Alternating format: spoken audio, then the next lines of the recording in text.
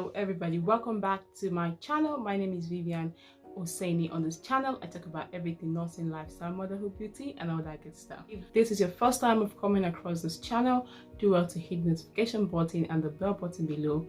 Trust me, it's totally free. That way you don't miss any updates on any new videos I post subsequently. Today I'm talking about midwifery in the UK. This is a topic which I've had a lot of questions in my DMs and in my Instagram. I even have people who have gone ahead to do some applications and have gotten rejected. And I did think, okay, I think we have a lot of midwives out there who are wanting to come to the UK but do not know what to do, hence this video. So if you want all the details you need, do well to watch this video till the end. A midwifery is a specialty in nursing. In Nigeria, I do know we have basic midwifery and midwifery done after a nursing certificate, which can be a top-up as we do it in Nigeria. So midwifery can be done as a basic or a top-up. However, in the UK, midwifery is basic and then you can do it as a top-up after your nursing. But for you to be a midwife in the UK, you have to have done a basic midwifery course of up to 3 years, just like nursing. I do want to state before I continue that if you do have a top-up in basic midwifery from Nigeria, that is to say you are a registered nurse first and went ahead to do the 18 months program to become a midwife, you cannot become a midwife in the UK. However, you can still work in the midwifery department if you do make your CV plain and state your interest that you're interested in working in midwifery. However, for you to practice as a midwife in the UK, you need to have a basic midwifery certificate. Midwifery in the UK is quite different from the way it is practiced in Nigeria or in Africa or in other parts of the world. Midwives here are competent individuals and specialized in their practice. They act autonomously and independently, taking deliveries and delivering babies. Usually in the hospital, you have a consultant-led midwifery team or a midwife-led midwifery team. Now, midwives in the UK have the ability to follow you up right from when you're pregnant till when you give birth and even after you've given birth. They're able to independently manage your pregnancy and delivery and postpartum care without the input of a doctor's. The only time you'll need a doctor's input is if you have emergencies or if you have specific health issues that arise during your pregnancy. Now in the UK, midwives usually do health visiting. After you've had your child, they usually follow you up in your home and visit you in your place of living. They could conduct home visits for you even before you have a baby. After you've had your baby, you also have health visitors who can be midwives or nurses who will always follow up with you and your child to ensure that your child is growing properly. They book appointments for you, remind you for your appointments, and follow you up till the latter. Now, if you want to be a midwife in the UK, like I did mention in the beginning, you have to have a basic certificate in midwifery. That is, you must have studied for at least 3 years studying midwifery alone. So if you studied a midwifery program of just 18 months, that is not enough to get you certification as a midwife in the UK. However, you can do top-up courses or come over and do the course and get certification as a midwife. How do you become a midwife in the UK? You have to apply to the NMC to register as a midwife. Now, if you have a basic certificate in midwifery and not in nursing, I would advise you apply to practice as a midwife and not a nurse. Because if you apply as a nurse, you're going to be rejected because your course does not cover basic nursing. Even if you can also practice as a nurse, which we all know, but the requirements which are expected for academic eligibility from nurses is not covered by the basic midwifery certificate. So apply to register as a midwife with the NMC, and you also will need to have your eligibility criteria, which is a valid English examination at a band 7 with a score of 6.5 in writing, and also OET, where you also have a score of C+ in writing. Now, The English requirements for nurses and midwife is the same. I'm going to put that here for you so you can see. It's the same. You just have to have a score of band 7 total and then a score of 6.5 in writing. Start your NMC online application process. First is you are choosing to register as a midwife in the UK. You go on to submit your documentation, your certificates, registration, fitness to practice declaration to confirm that you have not had any police or criminal histories in your practice, or your practice has not been questioned by any authority in recent times. Just as with the nursing process, it is just the same thing. This time you are only submitting your midwifery history and your midwifery certificates to Nursing and Midwifery Council, and you also will have to pay the non-refundable fee of 140. And you have to go to the NMC website and click joining the register, and when you get to join the register as a midwife, a nurse or a midwife who has studied outside of the EEE or the EAU, to choose that you want to practice as a midwife. Now you're going to generate a personalized checklist, which is very essential for you, especially as a midwife, where you have paucity of information about the process and what you need to provide for the NMC. Like I mentioned, you have to complete the eligibility criteria and qualification criteria, which is your basic midwifery certificate and your nursing and midwifery registration in your place of registration. You also have to provide your identity evidence, which could be your passport, is proof of change of name, affidavit, and the likes of it. When you have filled in all the details as requested of you, you pay the unrefundable fee of assessment of £140. Now this money is unrefundable. Once you pay it, you've paid it, and then the NMC is going to assess application, and you have to inform the Nursing and Midwifery Council of your home country that you are doing this application, so they can always follow up with the NMC and reply the NMC about your verification. Once the NMC is able to verify that you're a midwife in your country of origin or in your country of practice and that you have no problem, the NMC will invite you to test and give you the authorization to test. Test is a test of competency for midwives. Now midwives, also like nurses, will have to undergo CBT examinations and OSCE examinations. This is basic for the UK. Now CBT examinations for midwife will be quite different from CBT examinations for nurses, because they're going to be answering core midwifery questions, things about crowning, delivery of a baby, stages of delivery, antenatal, prenatal, and postnatal care. Now these are specific to midwives. Now you may not have a lot of information or data about midwifery online because you don't have a lot of midwives who are applying to come to the UK, though we have them already in the UK and practicing, but we don't have a lot who are coming from overseas.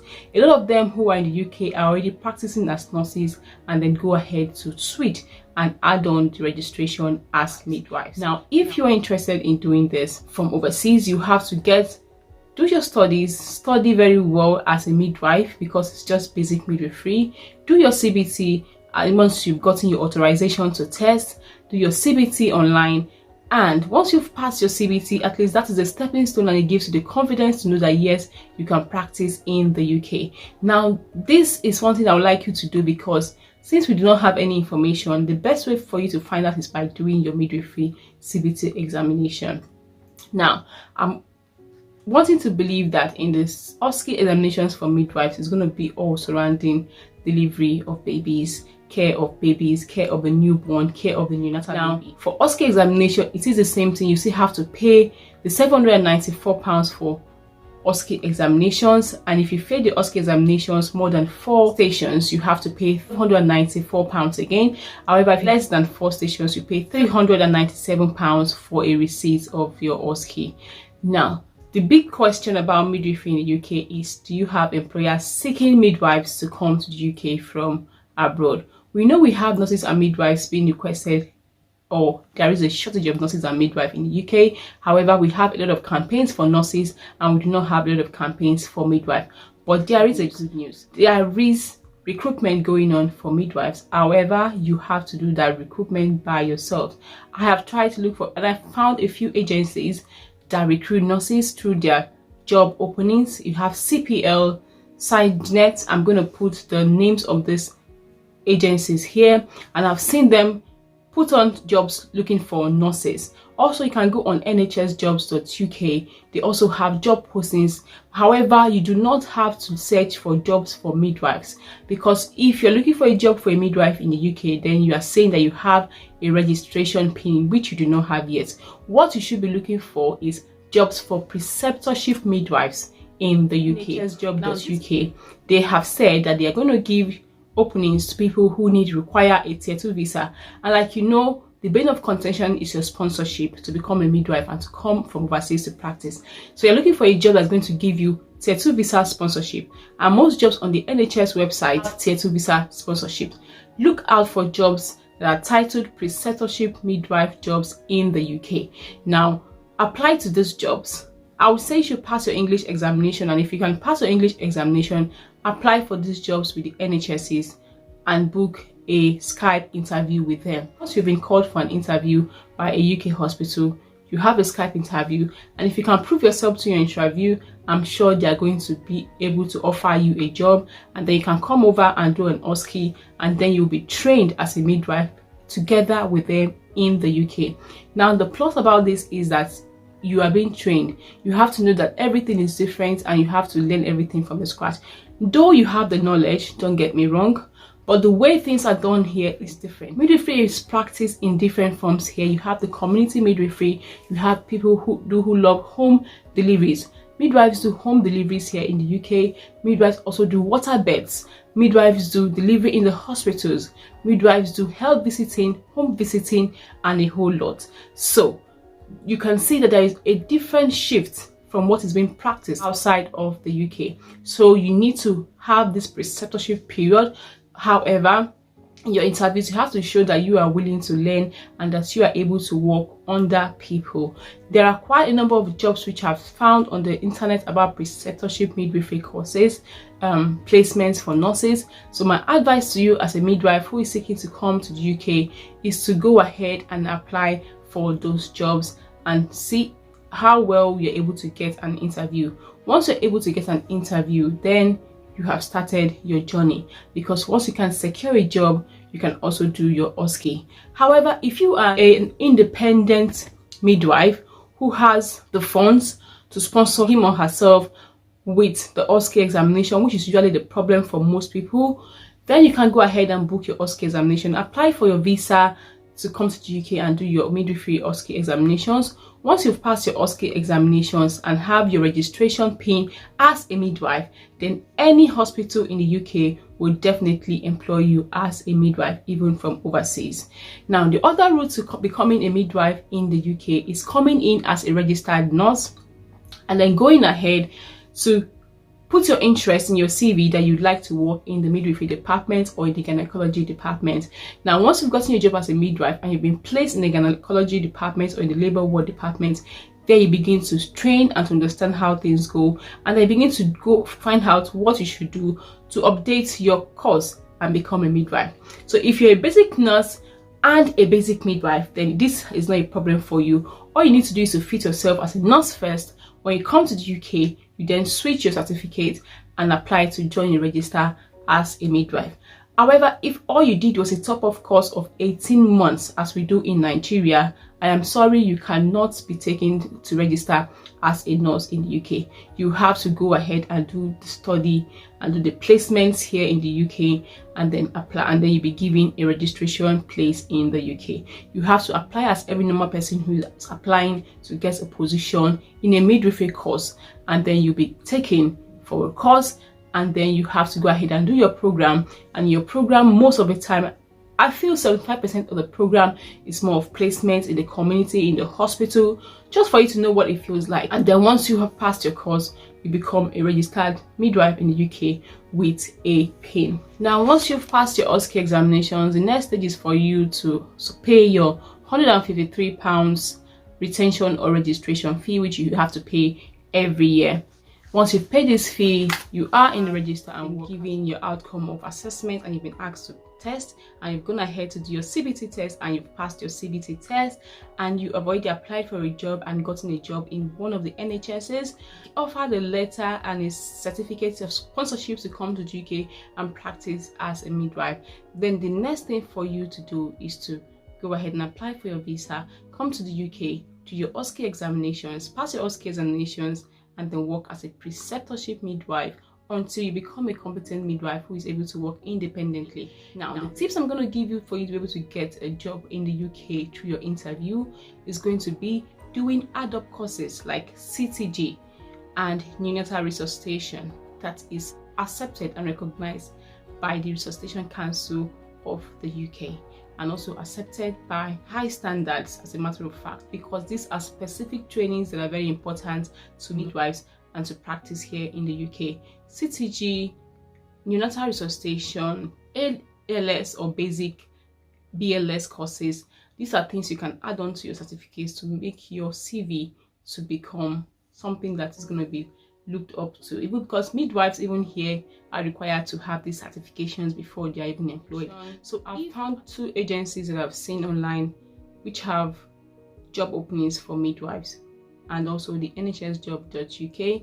Go ahead and find out and apply to these people and wait for their responses on your application.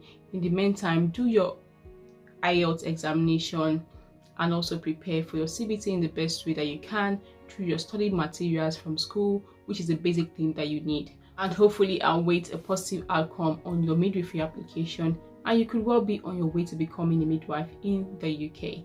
If you are a nurse already in the UK and you're wanting to go back to your passion, which is midwifery, I advise you start your program and go into a field that you love the most. I was a midwife in Nigeria and I loved practicing as a midwife, but I don't think I can go through the stress of going to study just to become a midwife here. I'd rather do other things and do other courses. However, for basic nurses in Nigeria, you have an opportunity. The bone of contention is getting a job that's going to give you a certificate of sponsorship to come to the UK and practice. However, if you have the money or the funding, or you are in the UK already and you have a basic certificate, you can go ahead and apply, do your CBT, pass your OSCE, then any employer will be willing to take you up as a midwife. If you like this video, give it a like, share, subscribe, and give it a thumbs up. And if you have any question, please do wait to ask in the comment section. I'll do my best to answer. I'll see you all in my next one. Thank you for watching. I love you as always. Bye for now.